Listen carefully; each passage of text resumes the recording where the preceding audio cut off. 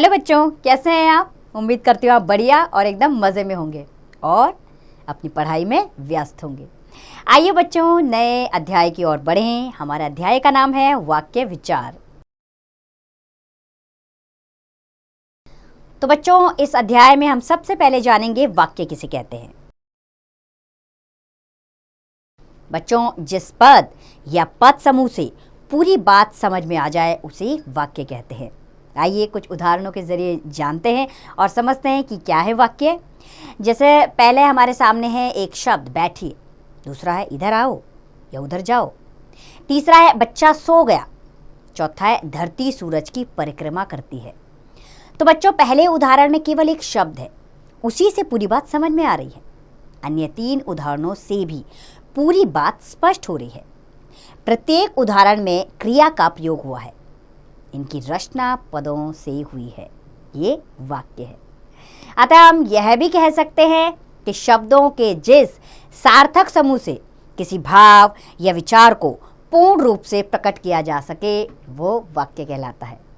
वाक्य पदों का सार्थक मेल होता है, अर्थात वाक्य के अंदर जब शब्द आते हैं तो वो पद कहलाते हैं और पदों का सही तरीके से मेल जब हो जाता है तो वो क्या कहलाते हैं, सार्थक वाक्य। प्रत्येक वाक्य में क्रिया अवश्य होती है। क्रिया के बिना तो आपका वाक्य पूर्ण है ही नहीं। क्रिया के बिना कोई वाक्य नहीं बन सकता। सभी वाक्यों में कर्ता का होना आवश्यक नहीं है। कई वाक्यों में कर्ता अदृश्य होता है, अर्थात दिखाई नहीं देता, लेकिन कर्ता होता है। आइए ऐसे ही कुछ उदाहरणों को समझते हैं। जैसे कि रुको, बैठ जाओ। पहले वाक्य में केवल एक पद है जो क्रिया है, इसमें कर्ता नहीं है। दूसरे वाक्य में दो पद है, इस वाक्य में भी कर्ता नहीं है, लेकिन ये वाक्य है। आइए अब बढ़े वाक्य के अंग की ओर। वाक्य के दो अंग होते हैं, उद्देश्य और विधेय।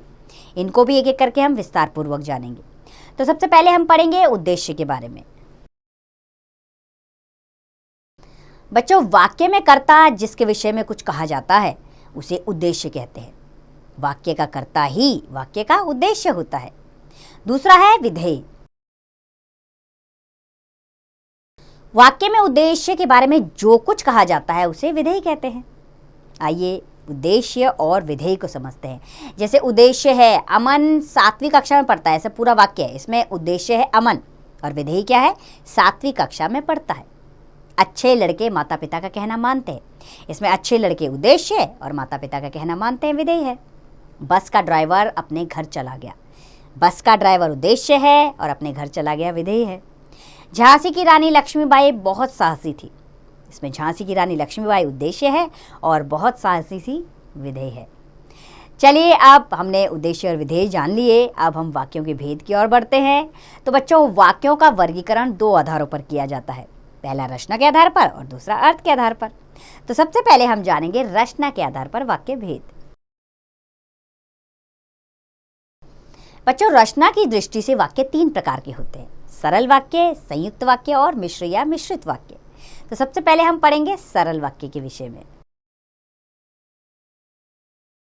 बच्चों, जिस वाक्य में केवल एक ही क्रिया होती है उसे सरल वाक्य कहते हैं।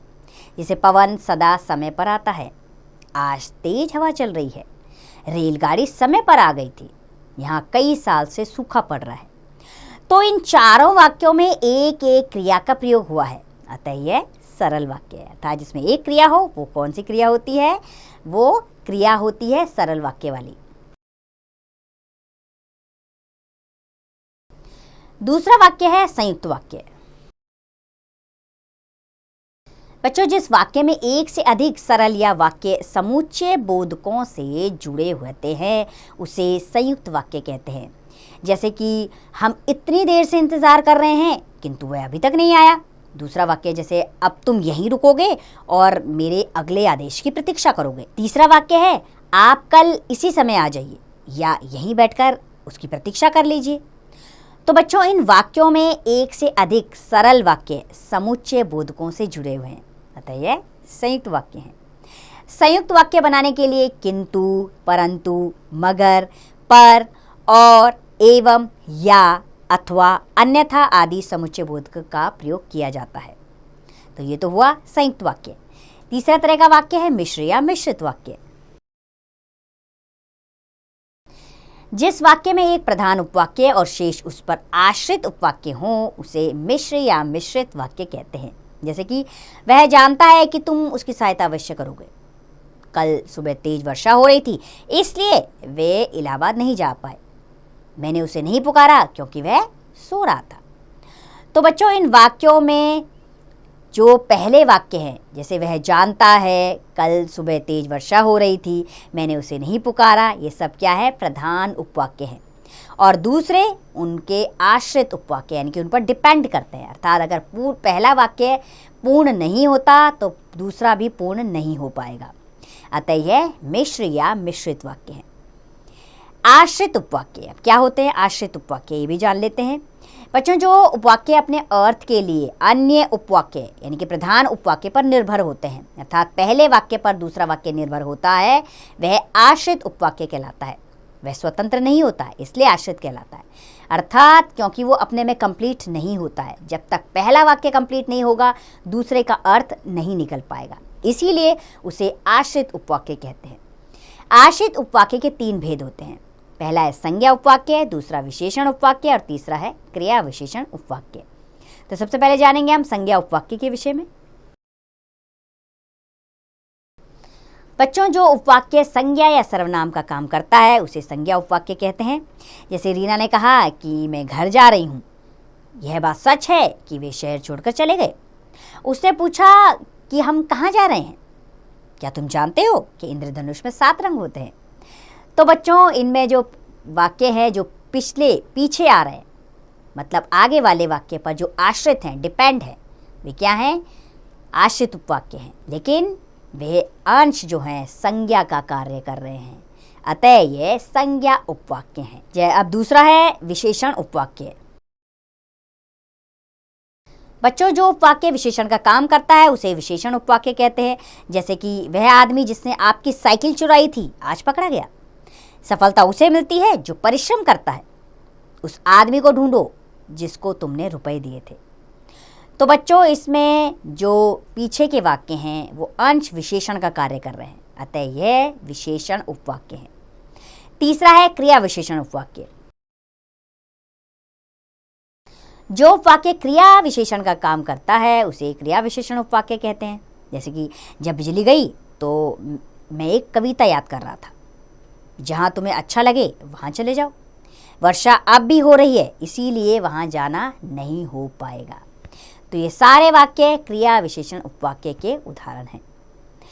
दूसरा है अर्थ के आधार पर वाक्य के भेद। बच्चों, अर्थ की दृष्टि से 8 प्रकार के वाक्य होते हैं, जो होते हैं विधिवाचक वाक्य, निषेधवाचक वाक्य, प्रश्नवाचक वाक्य, इच्छावाचक वाक्य, आज्ञावाचक वाक्य, संकेतवाचक वाक्य, संदेहवाचक वाक्य, विस्मयादिबोधक वाक्य।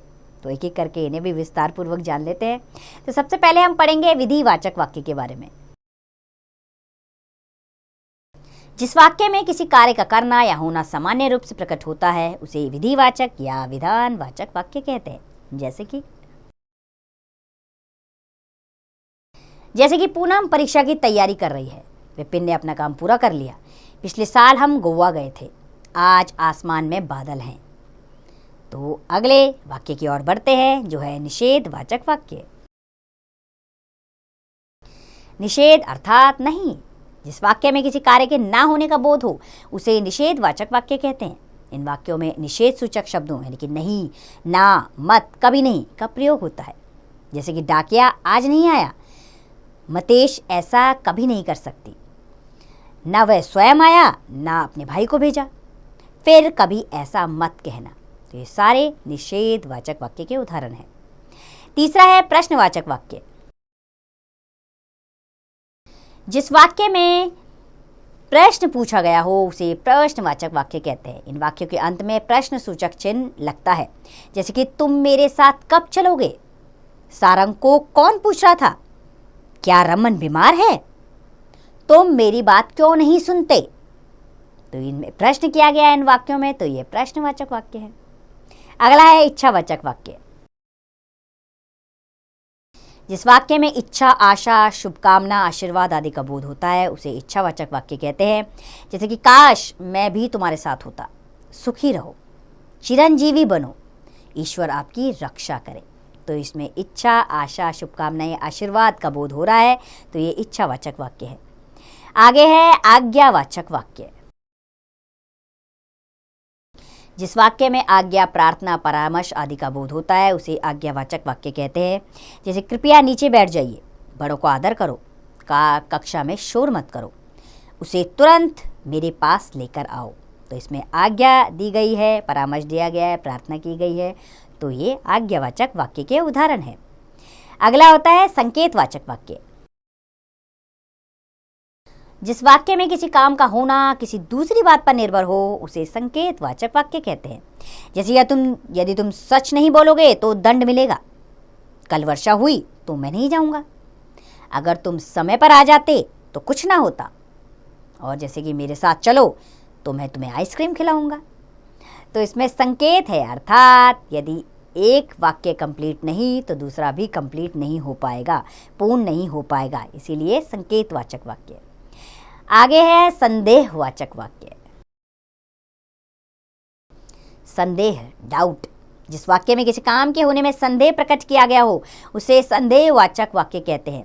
जैसे शायद तुम्हारी बात बन जाए, संभवतः वह इस मकान में ना रहता हो, अब तक तो वह यहाँ से चला गया होगा, कदाचित हमारा मोबाइल नंबर उसके पास हो। तो इन वाक्यों में संदेह प्रकट हो रहा है, तो ये संदेहवाचक वाक्य है। और अंतिम है विस्मयादिबोधक वाक्य। बच्चों, जिस वाक्य में हर्ष, शोक, करुणा, दया, विस्मय आदि का भाव प्रकट होता है उसे विस्मयादिबोधक वाक्य कहते हैं। इन वाक्यों के अंत में विस्मयादिबोधक चिन्ह लगा होता है। जैसे कि तुमने कमाल कर दिया, अंत में विस्मयादिबोधक चिन्ह है, एक डंडा और बिंदु के रूप में जो दर्शाया जाता है। अगला है अब तो हद हो गई, कितना सुंदर बगीचा, ये क्या हो गया। तो इनमें सब में विस्मयादिबोधक शब्दों का बोध हो रहा है और उसका चिन्ह भी आ रहा है, तो ये वाक्य विस्मयादिबोधक वाक्य है। आइए अब वाक्य परिवर्तन के विषय में जानें। बच्चों, सरल, संयुक्त और मिश्र वाक्यों को एक दूसरे में परिवर्तित किया जा सकता है। ऐसा करना वाक्य परिवर्तन कहलाता है। इसे वाक्यांतरण भी कहते हैं। वाक्य परिवर्तन करते समय इस बात का ध्यान रखना चाहिए कि वाक्य की रचना बदल जाने पर उसका अर्थ वही रहे, उसमें परिवर्तन ना हो। आइए सबसे पहले सरल से संयुक्त वाक्य बनाना जानें। जैसे गरीब होते हुए भी उसने दान दिया, ये सरल वाक्य है। अब संयुक्त वाक्य बनेगा वह गरीब है फिर भी उसने दान दिया। अगला है उसने घर आकर रोटी खाई, सरल वाक्य। वह घर आया और रोटी खाई, संयुक्त वाक्य है। दूसरा है सरल से मिश्र वाक्य बनाना। जैसे कि मेहनत करने वाला जरूर कामयाब होगा, सरल वाक्य है। जो मेहनत करेगा वह जरूर कामयाब होगा, ये मिश्र वाक्य। मैं तुम्हारे पिता को जानता हूं, सरल वाक्य है। मैं जानता हूं कि तुम्हारे पिता कौन है, ये मिश्र वाक्य है। अगला है संयुक्त वाक्य से सरल वाक्य बनाना। जैसे कि वह अमीर है किंतु कंजूस है, संयुक्त वाक्य। अमीर होते हुए भी वह कंजूस है, ये सरल वाक्य। परिश्रम करो और सफलता तुम्हारे कदम चूमेगी, संयुक्त वाक्य। परिश्रम करने पर सफलता तुम्हारे कदम चूमेगी, ये सरल वाक्य है। आगे है संयुक्त से मिश्र वाक्य बनाना। जैसे रेलगाड़ी आकर रुकी और यात्री एक दूसरे को ठेलने लगे, संयुक्त वाक्य है। और आया जैसे ही रेलगाड़ी रुकी यात्री एक दूसरे को ठेलने लगे, ये मिश्र वाक्य बन गया। बच्चा सोकर उठा और सीधा अपनी माँ के पास चला गया, संयुक्त वाक्य। जैसे ही बच्चा सोकर उठा सीधा अपनी माँ के पास गया, ये मिश्र वाक्य। अब है मिश्र से सरल वाक्य बनाना। दिनेश ने मान लिया कि उसने गलती की, ये मिश्र वाक्य। दिनेश ने अपनी गलती मान ली, ये सरल वाक्य है। जो बिना विचारे काम करता है वह बाद में पछताता है, मिश्र वाक्य। बिना विचारे काम करने वाला बाद में पछताता है, ये सरल वाक्य। आगे है मिश्र से संयुक्त वाक्य बनाना। जैसे ही वर्षा रुकेगी मैं स्कूल जाऊंगा, मिश्र वाक्य। वर्षा रुकेगी और मैं स्कूल जाऊंगा, संयुक्त वाक्य। जो बात तुम कहना चाहते हो वह मैं बिल्कुल नहीं सुनूंगा, मिश्र वाक्य। तुम कुछ बात कहना चाहते हो लेकिन वह मैं बिल्कुल नहीं सुनूंगा, ये क्या है, संयुक्त वाक्य। तो बच्चों, हमने वाक्य, उसके भेद सब जाने, परिवर्तन जाना उनका, लेकिन एक बार आपके अभ्यास के लिए इस पाठ को दोहरा लेते हैं। वाक्य पदों का सार्थक मेल होता है। प्रत्येक वाक्य में क्रिया अवश्य होती है। क्रिया के बिना कोई वाक्य नहीं बन सकता। वाक्य के 2 अंग होते हैं, उद्देश्य और विधेय। रचना की दृष्टि से वाक्य 3 प्रकार के होते हैं, सरल वाक्य, संयुक्त वाक्य या मिश्रित वाक्य। संयुक्त वाक्य बनाने के लिए किंतु, परंतु, मगर, पर, और, एवं, या, अथवा, अन्यथा आदि समुच्चय बोधकों का प्रयोग किया जाता है। आश्रित उपवाक्य अपने अर्थ के लिए प्रधान उपवाक्य पर निर्भर होता है। आश्रित उपवाक्य के 3 भेद होते हैं, संज्ञा उपवाक्य, विशेषण उपवाक्य और क्रिया विशेषण उपवाक्य। अर्थ की दृष्टि से वाक्य 8 प्रकार के होते हैं, विधिवाचक वाक्य, निषेधवाचक वाक्य, प्रश्नवाचक वाक्य, इच्छावाचक वाक्य, आज्ञावाचक वाक्य, संकेतवाचक वाक्य, संदेहवाचक वाक्य और विस्मयादि बोधक वाक्य। तो बच्चों, उम्मीद करती हूँ यह अध्याय आपको अच्छे से समझ में आया होगा। अब समय अभ्यास का, तो इसका अभ्यास कार्य आप स्वयं कीजिए।